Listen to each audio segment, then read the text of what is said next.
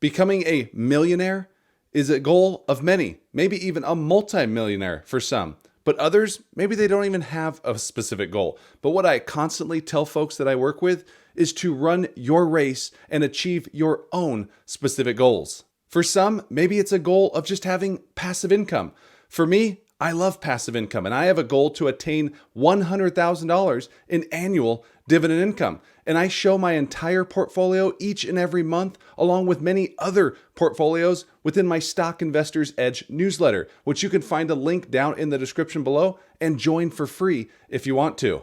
There are many high quality stocks out there when it comes to investing, but only a select few do I consider to be buy and hold forever stocks. And in today's video, we're going to be covering 5 of those stocks that I consider to be buy and hold forever. What do all of these stocks have in common?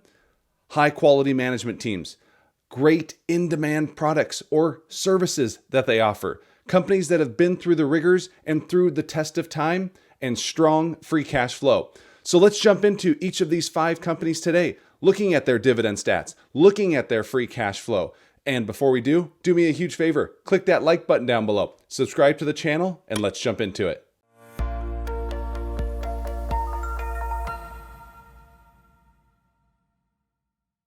Hey everyone, Mark Roussin here, back for another video. As always, I'm a CPA and not a financial advisor, so please do not take this as financial advice.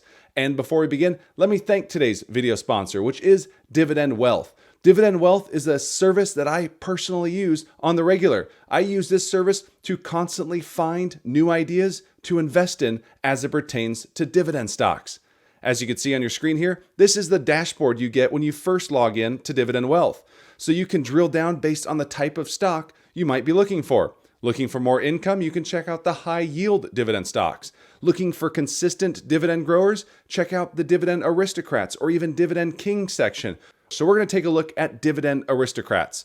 When we click on that, it will take us to all the Dividend Aristocrats, which right now are filtered by recent average dividend growth. From there, you can start diving into fundamentals, dividend safety, and much more. Dividend Wealth is offering a special discount for viewers of my channel. Right now, you can check out their service completely free for 14 days. And moving forward from that, you can get up to 50% off their subscriptions by using the link down in the description below. All right, let's jump back into our video, take a look at 5 buy and hold dividend stocks. This isn't a buy now list, but I will be going through valuations and giving you price targets of where I would like to add to my positions. All 5 positions we're covering today are already within my portfolio. So let's begin with buy and hold dividend stock number 1, which is Microsoft Corporation, stock ticker MSFT. Microsoft is one of the largest companies in the world. And one of the reasons that I love Microsoft is because they have multiple income streams. They have income streams with cloud, with gaming, with software and subscription. Oh yeah, and they also have AI, among other things. Microsoft, as one of the largest companies here in the US, currently has a market cap of $3.2 trillion. And over the past 12 months, shares are up 35%. And over the past 5 years, they are up 210%. When it comes to AI, Microsoft invested their way into AI by buying an ownership piece within OpenAI, who happens to own ChatGPT, something they're looking to continue to expand upon. But when it comes to looking for companies that have staying power that I'm willing to invest for the long term, I'm looking for companies that have a long runway of growth. And when you look at some of these features of Microsoft, cloud, long runway of growth. And when you look at AI, I still believe it's in the early innings. So when we're looking at a company like Microsoft, it checks a lot of boxes. They have a fantastic management company who runs the company efficiently, and they continue to grow and generate huge amounts of free cash flow, which helps pay a growing dividend. Before we jump to the dividend though, let's take a look at that free cash flow. Looking at this chart here, you can see just how much free cash flow has grown over the past decade for Microsoft, growing from roughly $20 billion a decade ago to nearly $75 billion today. That easily funds the $20 billion in dividends the company paid out all of last year. Looking at the dividend, you will not see much in terms of a yield, but it is important to note that dividend investing is a total return strategy. So although you get less than 1% yield right now, the dividend has been growing for nearly 20 consecutive years. The yield is so low because the stock keeps climbing quickly. The company has a 5-year dividend growth rate of more than 10%, which is what I like to see. In terms of valuation, analysts are looking for the company to generate 2025 EPS of $13.19 per share, which equates to a forward PE multiple of 32.6 times, which looks favorable compared to their 5-year average of 34.6 times, but is above the company's 10-year average of 29.5 times. So in terms of valuation, the stock is not much of a deal at current levels. In terms of a price target, though, I like to find deals. So for me, I would like to see the stock at least below $400 per share before I look to even think about adding more shares to my portfolio. And that leads us to buy and hold dividend stock number 2, which is Visa, stock ticker V. Now, Visa is the largest payment processor in the world. They are a global company, but they've been in the news a lot lately, not for the right reasons, as the DOJ has brought about what I believe to be a bogus suit, another bogus suit against the company. The Department of Justice is suing Visa for monopolizing the debit card network. And in case you are wondering, the DOJ has a terrible track record in court. So take that for what you will. Regardless, the suit has impacted the stock and shares have dropped 5% since the announcement. Shares currently trade with a market cap of $543 billion, and over the past 12 months, shares are up 20%, and over the past 5 years, they are up 60%. When it comes to Visa, sure, they do in fact dominate, but the fact of the matter is they are one of the safest, if not the safest, personal finance company that's out there today. And when we're dealing with personal finance, it's all about safety, at least for me, that is. And in terms of a company, this company has generated huge amounts of free cash flow, which you could see here looking at this chart over the past decade. Free cash flow has grown from roughly $5 billion less than 10 years ago to nearly $20 billion over the trailing 12 months. That easily funds the less than $4 billion in dividends the company paid out all of last year, which means their free cash flow from a decade ago would actually fund today's dividend, which speaks to the safety and room for growth as it pertains to that dividend. Speaking of that dividend, the company currently yields a dividend of 0.8%, with a 5-year dividend growth rate of 16%, which is quite impressive, and they have grown the dividend for 15 consecutive years. Again, another company with less than a 1% yield, but very strong dividend growth. Looking at valuation, analysts are looking for the company to generate 2025 EPS of $11.09 per share, which equates to a forward PE multiple of 24.8 times, which is below not only their 5-year average of 31.8 times, but also below their 10-year average of 31.2 times. So in terms of valuation, the stock actually looks quite intriguing at these levels. You do have to take into account that what I believe to be a bogus DOJ suit, and just know that going in. And that leads us to buy and hold dividend stock number 3, which is going to be AbbVie, stock ticker ABBV. And AbbVie has been one of my longest held positions and a favorite of mine, one that I have often referred to as the investor's trifecta. Why is that? Well, over the years, the company has offered great growth potential, a high dividend yield, and strong dividend growth.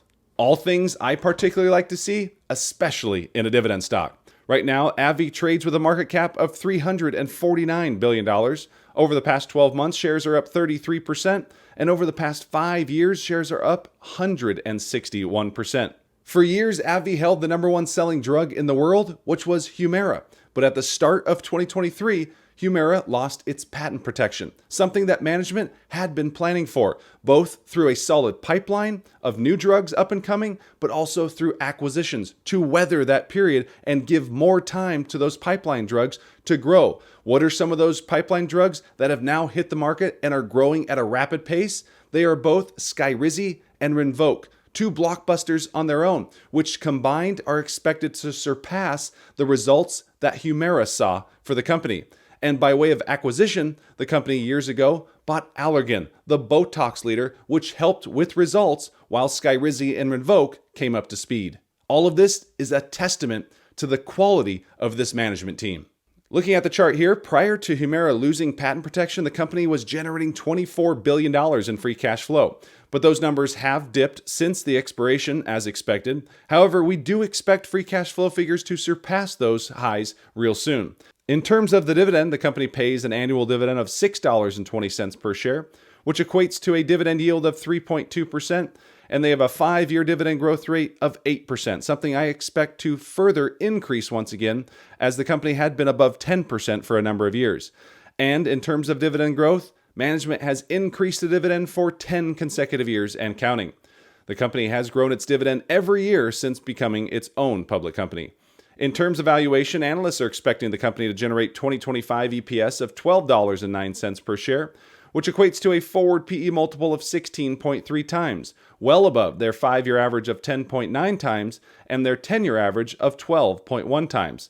Right now, AbbVie is going through an expansion phase, very similar, the same exact path that the likes of Merck and Amgen have taken, two other leaders within the space. And when you look at the 5-year average for Merck and for Amgen, they trade at the likes of 15.4 times and 14.7 times, respectively, which is where I would expect AbbVie to land moving forward.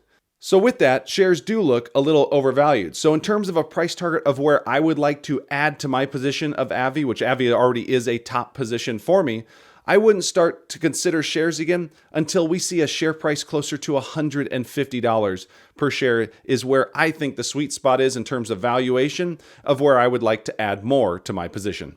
And that leads us to buy and hold dividend stock number 4, which is the Home Depot, stock ticker HD.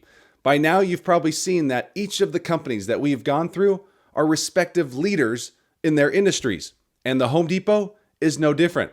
Other things they have in common: strong management teams and efficiently ran companies. And the Home Depot is the gold standard when it comes to efficiency. However, by investing in Home Depot, there is some cyclicality that comes along with it. The economy can sway the stock, as well as interest rates and even the real estate market. Right now, Home Depot trades with a market cap of $402 billion, and over the past 12 months, shares are up 35%. And over the past 5 years, they are up 75%. During the early parts of the pandemic, Home Depot saw a home improvement boom as many were locked in their homes and saw their savings increase. What did they do with all that? They decided to do additions to their home, which saw free cash flow and results for Home Depot go through the roof. But then a few years later, much of that boom settled down. And in addition, we saw interest rates increase, meaning there wasn't much persuasion for homeowners to do money home improvements. Now, with rates falling and expected to continue to fall, things are yet again looking brighter for the likes of Home Depot. The Home Depot is yet another company that has generated strong free cash flow. And looking at this chart, you can see that boom in 2020 and 2021. But then we see the drop off before yet returning higher again. In terms of the dividend, the company currently pays an annual dividend of $9 per share, which equates to a dividend yield of 2.25%. They have a 5-year dividend growth rate of 12% and 14 consecutive years of dividend growth. Another company that has done a fantastic job compounding investors' wealth, combining share growth and dividend growth over the years. In terms of valuation, analysts are looking for the company to generate 2025 EPS of $15.73 per share, which equates to a forward PE multiple of 25.7 times, which is well above their 5-year average of 22.8 times and their 10-year average of 22.3 times. Right now, shares of Home Depot do not look all that intriguing. We have seen the valuation be a little bit stretched, and we've seen a run-up in the stock in the past month or so. A lot of that showing that this interest rate cut has already been priced in. Given that, I'm looking to be a little bit more patient as it pertains to Home Depot, aiming for something closer to a share price of $315, which would put the stock closer to a multiple of 20 times, giving a slight discount to its historical trend. And that leads us to our 5th and final buy and hold dividend stock, which is Prologis, stock ticker PLD. For those of you unaware, PLD is a REIT, and I like to set aside roughly 15% of my portfolio for REITs. REITs are yet another way to diversify your portfolio. REITs are a way to gain real estate exposure. And if you look over the past 25 years, REITs have proven to be a top performing asset class. And when it comes to PLD specifically, they are the leading industrial and warehouse REIT. The company currently has a market cap of $117 billion, making it the smallest company on our list here today. And over the past 12 months, shares are up 15%. And over the past 5 years, they are up 50%. If you're a believer in the growth of e-commerce moving forward, then you are a believer in PLD. If you look at retail sales right now, e-commerce accounts for roughly 20% of total retail sales. If you go over to Europe, that number is closer to 30%. So there's growth there. And when you look at tenants, e-commerce and online sales tenants, they take up 3 times more space than regular brick and mortar does for the likes of PLD. So again, this is another way to invest in the growth of Prologis. And when you look at their top tenants, the number one tenant for Prologis is Amazon.com. PLD is another company that generates more and more in free cash flow.